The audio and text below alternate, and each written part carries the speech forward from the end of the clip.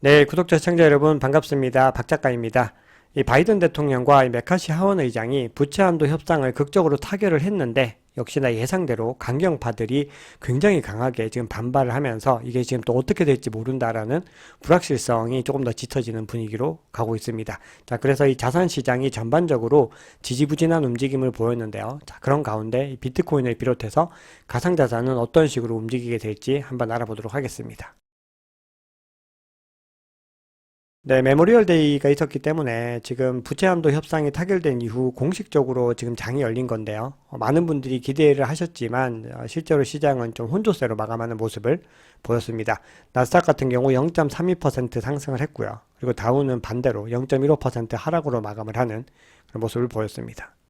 네, 시장이 좀 지지부진했던 이유는 부채 한도 협상의 어떤 불확실성 때문이죠. 자, 근데 이게 일부 공화당 의원들과 보수단체들이요, 생각보다 강하게 반발을 하면서 이 법안 통과가 쉽지만은 않겠다라는 전망이 지금 나오고 있습니다. 그래서 이제 투심이 엇갈리고 있죠. 현재 지금 하원 운영위원회에서 이 공화당 강경파 2명이 합의안에 이미 반대 의사를 보였고요. 그리고 공화당 전체로 봤을 때도 거의 20명 이상, 최소 20명 이상 지금 반대 의사를 표명을 한 상태입니다. 자, 지금 하원 표결이 31일 오전 8시 30분 정도로 예정이 돼 있어요. 근데 이게 법안이요. 본회의 심의로 넘어가기 위해서는 이 운영위원회에서 과반 이상의 찬성을 얻어야 되는 상황이거든요. 근데 이게 운영위원회가 어떻게 구성이 되어 있냐면 공화당 의원이 9명이고 민주당이 4명입니다. 이 굉장히 좀 민주당 입장에서는 불리한 조건이죠. 근데 거기다가 아까 방금 말씀드렸다시피 이 하원운영위원회 공화당 의원 9명 중에서 2명은 이미 강력하게 반대 의사를 밝힌 상태거든요. 자, 그렇기 때문에 지금 이게 본회의로 넘어갈 수 있느냐 없느냐에 대한 부분들까지도 지금 약간 불확실성이 걸려 있다라고 바라보고 있는 거죠. 그래서 지금 이 과정들이요, 하나하나가 다 지금 귀추가 주목되는 그런 상황들입니다. 자, 그리고 지난주에 물가 데이터가 이제 발표가 됐죠. PCE 지표가 발표가 됐는데 생각보다 인플레이션이 잡히지 않았다라는 시그널로 또 해석이 되고 있어요. 그래서 많은 투자자들이 다시 인플레이션이 살아날 것에 대해서 많은 불안감을 가지고 있죠. 네, 거기다가 기준금리를 다음 달에도 0.25%포인트 올릴 거라는 전망이 66.6%입니다. 지금 거의 뭐 이제 2배 가까이 이제 늘어나 버린 상황이죠. 자, 그렇기 때문에 지금 금리에 대한 어떤 압박들도 멈추지 않고 있다라는 거를 알 수가 있습니다. 자, 6월 3일부터 이제 연준 인사들이 공식적인 발언을 할 수 없는 블랙아웃 기간에 돌입을 하거든요. 그래서 그때까지는 아마도 매파적인 발언들이 많이 쏟아질 것이고 이게 가상자산 시장이든 이 여러 자산 시장에 영향을 미칠 걸로 지금 보이고 있습니다. 자, 그리고 금리를 결정하는 날은요, 아마 6월 14일이 될 겁니다. 네, 몇 가지 경제 지표들이 또 발표가 됐는데 살펴보겠습니다. 어제 이제 컨퍼런스 보드의 소비자 신뢰 지수가 발표가 됐는데요. 자, 이거는 소비 지출의 선행 지표로 작용을 하고요. 앞으로 이제 소비 지출이 어떤 식으로 흘러갈 것이다라는 거를 예측을 할 수 있는 건데, 자, 보시면은 굉장히 좀 애매한 결과가 나왔어요. 이전보다는 분명히 하락하는 모습들을 보였는데 예측치보다는 상회하는 모습들을 지금 보이고 있죠. 그래서 지금 지난 3개월 동안 모든 계층과 모든 연령에서 이 지표가 악화되고 있는데 특히나 이제 5월 지표는 55세 이상 연령층에서 특히 경기 전망이 굉장히 좋지 못하다라는 식의 어떤 시그널을 보여줬습니다. 자, 그런데 이 컨퍼런스 보드가 이런 식으로 부연 설명을 했어요. 자동차와 전자제품 등 고가품 구매 계획은 4월보다 오히려 더 늘었다. 자, 그러니까 이거는 향후에 소비 지출이 더 강화할 수 있다라는 어떤 가능성을 언급을 한 거거든요. 자, 그 얘기는 물가에 대한 부분들이 오히려 더 염려가 될 수 있다라는 시그널로 해석을 할 수도 있습니다. 자, 일론 머스크가요, 계속해서 상업부동산과 관련된 포스팅을 하고 있어요. 그래서 최근 지역은행들의 파산으로 이 대출 규제가 강화되면서 더 어려움을 겪고 있다는 거예요. 자, 모건 스탠리 같은 경우는요, 이 상업부동산 가격이 고점 대비 아마 40%가량 하락할 것이다라고 예상을 하고 있습니다. 자, 그래서 굉장히 심각한 문제다라고 하는데, 이 일론 머스크가 뒤이어서 또 하는 얘기가 있는데, 그 다음은 바로 주택이다라고 얘기를 하고 있습니다. 근데 이 미국 주택 시장도 굉장히 가격이 크게 하락할 것이다라고 전망을 한 것이죠. 네, 그런데 각종 지표들은요, 오히려 반대로 지금 또 나오고 있는 모습들이거든요. 지금 어제 주택 가격 지수가 발표가 됐는데, 이 계절 조정을 했을 때, 전미 전체로는 0.4%, 그리고 20대 도시는 0.5% 상승하는 모습을 보였습니다. 자, 그러니까 이전에는 마이너스였는데, 크게 상승을 했고요. 그리고 예측치도 크게 상회를 하는 모습들을 보이면서, 이 미국 주택 시장이 오히려 살아날 수도 있다라는 그런 또 시그널들이 보이고 있거든요. 자, 금리만 이제 인하를 하게 되면은 주택 시장도 다시 한번 더 살아날 것이다라는 전망이 지금 또 나오고 있는 겁니다. 자, 그래서 여러 가지 지표들이 이제 나타내고 있는 어떤 시그널들은요, 굉장히 뚜렷하지는 않습니다. 여러 가지 좀 복합적인 의미를 가지고 있기 때문에 시장의 흐름들을 계속해서 지켜봐야 되는데, 이런 지표들이 나왔다고 해서 이걸 안심할 수 있느냐? 전혀 그렇지 않죠. 왜냐하면 그 요인들은요, 전혀 다른 곳에 있을 수도 있고요. 어떤 하나의 사건들이 발생하면요, 정말 도미노처럼, 쓰나미처럼 정말 그게 크게 일어나는 경우들도 많이 있거든요. 그래서 우리가 이제 하반기 시장을 갖다가 좀 더 주의 깊게 봐야 된다라는 부분들 강조를 드리겠습니다. 네, 이번 주에 몇 가지 중요한 경제 지표들이 있는데요. 자, 오늘 발표되는 이제 미국 노동부의 구인구직 보고서가 굉장히 중요합니다. 그리고 이제 금요일 날 비농업 고용 지수와 실업률을 보면은 이제 이 시장이 또 어떤 식으로 흘러가고 있는지를 조금 더 명확하게 볼 수가 있을 겁니다.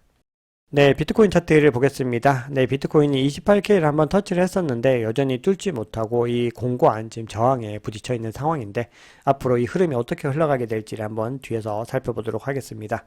네, 비트코인은 어제도 0.3% 하락을 했습니다. 반면에 이더리움 같은 경우는 0.22% 상승을 했고요. 리플 같은 경우는 무려 5% 상승을 했습니다. 자, 제가 요즘에 리플을 좀 언급을 못 했는데요. 제가 이제 기회가 되면은 조만간에 리플을 조금 정리를 해 보도록 하겠습니다. 네, 비트코인 도미넌스 같은 경우는 지금 3일 연속 계속 하락을 해서요. 지금 딱 48%에 지금 딱 터치를 한 상황입니다. 네, 그럼 CVD 차트를 좀 보겠습니다. 우선 파이어 차트를 보겠습니다. 자, 우선 매수벽 보시면요. 27.5K에서 조금씩 더 진해지는 모습들을 보이고 있어요. 그래서 여기서 조금 더 공고한 지지선이 계속해서 만들어지고 있는 모습들을 보이고 있고요. 저항선으로 작용할 수 있는 이 매도벽 같은 경우는 30K에서 가장 뚜렷하게 지금 형성이 되어 있는 상황입니다. 근데 이게 지금 계속해서 28K를 뚫지 못하고 있기 때문에요. 지금 이 흐름들이 어떤 식으로 갈지를 계속해서 이제 중단기적으로 지켜봐야 되는 부분들이 있고요. 자, 이제 CVD 차트를 보시면은 사실은 뭐 크게 설명드릴 만한 부분들이 없는데 지금 이 시장에서 어떤 상승의 움직임들이 나오는 거는 대부분 이 두 번째 큰 고래인 보라색 고래에 의한 움직임들이라고 볼 수가 있습니다. 지금 보시면은 이 보라색 고래의 움직임이 가격의 흐름과 사실 완전히 동일하게 가고 있다는 것을 볼 수가 있어요. 그 외 나머지 고래들은요, 지금 가장 큰 갈색 고래 같은 경우는 계속해서 지금 시장에 신규 진입을 하지 않고 관망을 하고 있는 모습들이고요.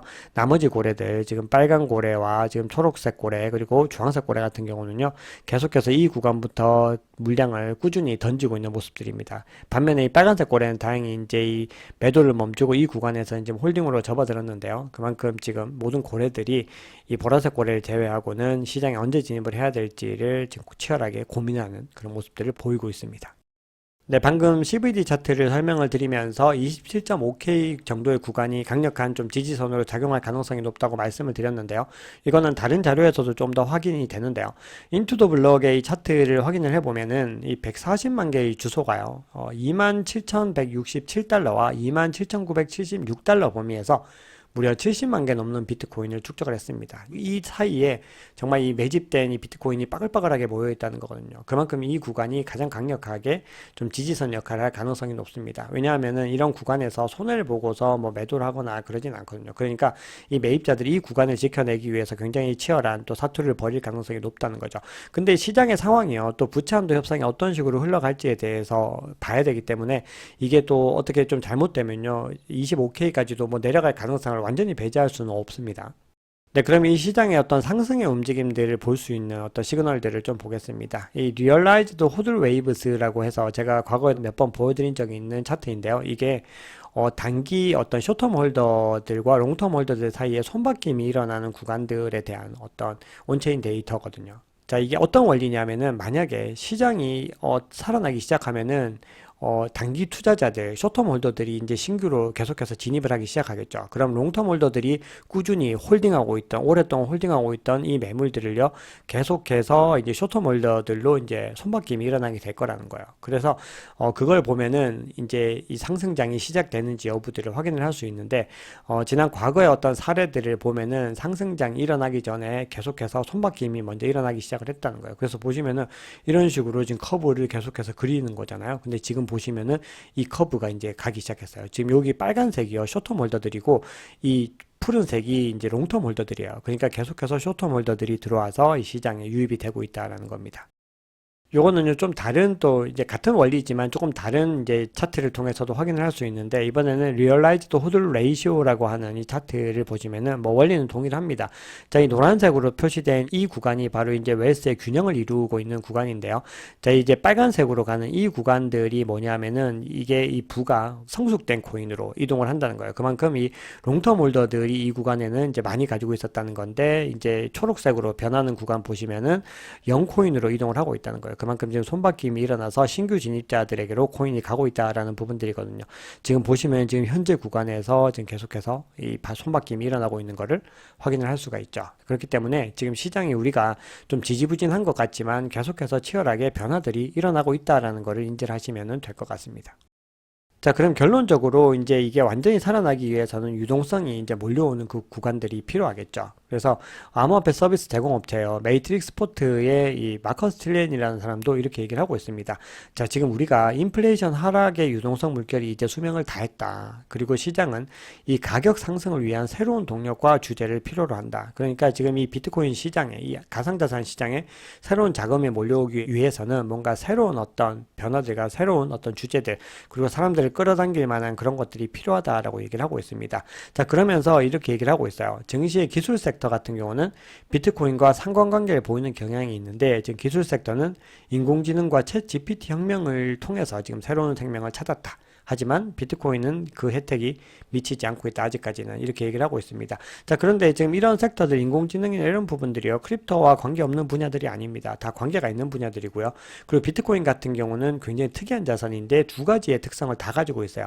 금과 같은 특성도 가지고 있지만 기술주와 비슷한 특성도 가지고 있다는 거예요. 그래서 굉장히 양면적인 자산이라는 건데, 언제 이게 갑자기 반전돼서 급상승하게 될지는 우리는 알 수가 없는 거거든요. 그래서 그 구간들을 계속해서 우리는 기다리고 있어야 된다는 것을 강조를 드리겠습니다. 그런데 그 기다림에도 어떤 근거들이 필요한 거죠. 그러면 그 기다림이 유효하기 위해서는 이 산업 자체가 계속해서 발전하고 있고, 계속해서 트래픽이 증가하고 있고, 계속해서 많은 사람들이 모여들고 있다라는 부분들이 굉장히 중요합니다. 자, 비트코인 채굴 난이도가요, 역사상 또 최고치를 갱신할 예정이라는 이제 소식이 전해졌습니다. 자, 그 이유는 이제 오디널즈 프로토콜과 BRC20 토큰에 의한 부분들인데요. 이거는 마이클 세일러도 이제 얘기를 했던 건데, 결국은 이런 행위들이요, 지금 트래픽을 굉장히 복잡복잡하게 만들고 일종의 네트워크의 불안정성도 좀 유발하는 측면들이 있지만, 결국은 계속해서 사람들을 유혹하고 사람들에게 이거를 이제 알릴 수 있는 새로운 기회가 될 수 있을 거라고 이야기를 하고 있습니다. 자, 그래서 그 증거로요, 사실 최근에 오디널즈가 무려 이제 이 인스크립션이 1000만 개를 돌파하는 모습들을 보여주고 있어요. 자, 그만큼 지금 이 시장이 이 비트코인 네트워크를 중심으로 한 이 NFT와 그리고 이 토큰의 어떤 활성화가 굉장히 뜨겁게 일어나고 있다는 걸 알 수가 있습니다. 네, 그리고 개별적인 프로젝트들은요, 계속해서 새로운 사업들을 지금 추진을 하고 있어요. 지금 테더 같은 경우는 우루과이에서 이제 비트코인 채굴 사업을 한다는 소식이 전해졌습니다. 근데 거의 국가 주도에 의해서도 계속해서 어떤 이 시장의 활성화가 일어나고 있는데요. 러시아가 본인들이 이제 공영, 국가에서 운영하는 이제 거래소는 하지 않겠다라고 발표를 했는데, 민간 거래소를 통해서 크립토 무역을 활성화하겠다라고 지금 얘기를 하고 있습니다. 그리고 지금 러시아의 행보들은요, 계속해서 비트코인을 비롯한 이 가상자산을 굉장히 좀 끌어올릴 수 있는 그런 행위들을 많이 하고 있어요. 그리고 최근에 페페를 비롯해서 밈코인들이 지금 광풍이 불고 있죠. 제가 여기에 관련해서는 디지털 에셋이라고 하는 매체에다가 이제 컬럼도 기고를 했는데요. 이제 이 밈코인 광풍이요, 암호화폐 시장의 회복 신호입니다. 원래 이 밈코인에 대한 광풍은요, 이 불장에서 뜨거운 게 아니라 불장이 시작되기 전에 더 뜨거운 법입니다. 왜냐하면은 실제 불장이 시작이 되면요, 사람들이 생각보다 밈코인에 큰 관심을 두지 않아요. 그렇기 때문에 이 밈코인이 전반적으로 이 섹터만 전체적으로 이렇게 끌어오른다라고 하는 거는 이 암호화폐 시장이 회복될 신호라고 볼 수가 있고요. 그리고 생각보다 유입될 수 있는 자금들도 꽤 있다라는 어떤 신호로 볼 수가 있습니다. 결국 우리는 단기적으로는요, 이 부채 한도 협상이 어떻게 될지를 이제 지켜봐야 됩니다. 만약에 이게 극적으로 잘 다 타결이 돼서 완전히 완료가 되고 나면요, 이제 유동성의 문제들이 이제 해결될 수 있는 기미들이 보이게 될 거고요. 자, 그리고 지금 현재 금리 인상을 뭐 한 번 더 할 수도 있다라는 그런 의견들이 많아지고 있는데요. 이 금리 인상에 대한 부분들도 언젠가는 끝나게 되는 거죠. 이게 뭐 언제까지 계속되겠어요? 내년 이맘때까지도 계속될 거다. 그럴 리는 없겠죠. 그렇기 때문에 우리는 일종의 이런 악재들은요, 계속해서 지나가게 된다라는 부분들을 또 염두에 두시면은 투자의 어떤 마음의 어떤 위안을 받으실 수가 있습니다. 네, 마지막으로 요즘에 또 이제 기사에서 많이 나오고 있는 이야기들이어서 여러분들께 요거는 꼭 전해드리려고 이제 마무리를 좀 해보겠습니다. 자, 지금 보시면요. 애플과 그리고 마이크로소프트가 지금 가격의 흐름을 한번 보시면은 지금 금리 인상을 하고 지금 연속적으로 자이언트 스텝을 하면서 이 빅테크들도 많이 짓밟혔죠. 이 시장 자체가 뭐 주식이고 가상자산 시장 할 거 없이 다 짓밟혔는데 근데 지금 현재를 이제 보시면은 지금 애플 같은 경우 이제 전고점이 이때였거든요. 거의 다 회복됐어요. 정말 얼마 안 남았거든요. 거의 똑같죠. 네, 마이크로소프트 같은 경우도요, 지금 전고점이 거의 얼마 안 남았습니다. 자, 그리고 지금 엔비디아 같은 경우는요, 이미 전고점을 넘은 지가 꽤 됐죠. 지금 엄청난 상승세를 보여주고 있는 부분들이죠. 자, 이걸 보시면요, 이 시장의 흐름들이요, 지금, 굉장히 지금 떨어질 때 이렇게 떨어졌지만, 우리가 알지 못하던 사이에 꾸준히 계속해서 이제 상승을 했다는 건데, 이게 월봉이거든요. 매일매일의 그래프는요, 막 엄청 요동을 칠 수 있어요. 근데 결국은 어떻게 됐죠? 이렇게 상승을 하고 있는 모습들이거든요. 결국 우리가 이 가상자산 시장도 마찬가지입니다. 우리가 작년에 크립토 윈터를 굉장히 힘들게 보냈는데 지금 보시면 올해 들어서 갑자기 뭐 가장 크게 급등을 한 게 비트코인이었죠. 자, 근데 지금 다시 주춤한다고 해서 비트코인은 안 될 거야. 이렇게 생각한다면은 그거는 정말로 좀 안타까운 거죠. 왜냐하면은 결국은 이 시기가 되면은 이런 상승의 흐름을 탈 것이고요. 그 흐름을 미리 준비하지 못하면 우리는 어떻게 된다? 결국은 손해를 볼 수밖에 없다는 거거든요. 자, 결국은 투자의 시점들에 대한 부분들이 있는데요. 사실 이 지점에서 이제 투자를 할 수 있다면 그거는 정말로 대단하신 분들입니다. 굉장히 용자들이죠. 굉장히 힘든 일이에요. 하지만 적어도 한 이 정도 부근에서 이제 돈을 넣기 시작을 했다면은 우리는 지금 엄청난 이득을 봤을 거잖아요. 마찬가지입니다. 지금 비트코인이 지금 이 상승장이 시작되려는 이 구간들인 거예요. 자, 그 중에서 이제 중요한 기점이 바로 반감기입니다. 자, 많은 분들이요, 이미 반감기에 대해서 많이 알고 있기 때문에 안 갈 거다. 자, 그거는요, 조금은 단순한 생각이라고 볼 수가 있습니다. 지금 보시면은, 라이트코인 같은 경우도 뭐 반감기인 거 뭐 많은 분들, 투자자분들 알고 계셨지만, 지금 보시면은, 지금 카르다노와 도지코인의 이제 주소들을 지금 추월을 하고 있어요. 지금 활성 주소가 850만 개 육박하면서 사상 최고치를 찍었고요. 그리고 지금 엄청나게 해시레이트도 급상승을 하는 모습들을 볼 수가 있어요. 거기다가 이 투자 상품의 한 달 사이에 80만 달러가 유입이 됐거든요. 이 비트코인의 동생, 그리고 한참 동생인 라이트코인도 이 정도라면 이 비트코인의 상승세가 어떻게 될지에 대해서는 우리가 뭐 충분히 기대해 볼 만한 거죠. 물론 이제 그게 어느 정도에 오를지에 대해서는 모두가 미지의 영역입니다. 지나봐야지 알 수 있는 부분들이지만 이번 반감기만 있는 건 아니거든요. 우리가 만약에 3년, 5년, 10년을 두고 본다면요. 이 비트코인의 가치가 얼마나 더 올라갈지는 우리가 정말로 알 수 없는 부분이다라는 겁니다. 네, 마지막으로 트레이더 타지그레이드라고 하는 분의 이제 의견, 가장 불리시한 의견을 늘 제시하는 분인데요. 이제 마지막으로 이제 정리를 하겠습니다. 자, 이분은 4단계로 이제 이게 구분을 했습니다. 그래서 지난 세 번의 어떤 불량들을 봤는데 이게 첫 번째고 두 번째고 이제 세 번째 이제 불량들을 본 거예요. 근데 이게 단계가 베어리시도 1, 2 그리고 불리시도 1, 2로 나눠서 이 흐름이 다르더라라는 거거든요. 그래서 지금 현재 구간은 아마도 불리시 1과 2 사이에 있지 않을까라고 얘기를 하고 있고요. 아마도 이 블리시2가 완전히 크게 이제 성장을 해서 다시 베어로 접어드는 구간은 아마도 반감기가 지나고 1년 후가 더 지나고 난 그 시점이 아닐까라고 생각을 합니다. 자, 오늘 준비한 이야기는 여기까지입니다. 여러분들 내용이 괜찮으셨다면 구독, 좋아요, 알림 설정, 댓글 부탁드리겠습니다. 자, 내일은 제가요 사무실 이전이 있어서 시황 영상을 공유 드릴 수가 없습니다. 그래서 양해를 또 부탁드리겠습니다. 지금까지 박 작가였습니다.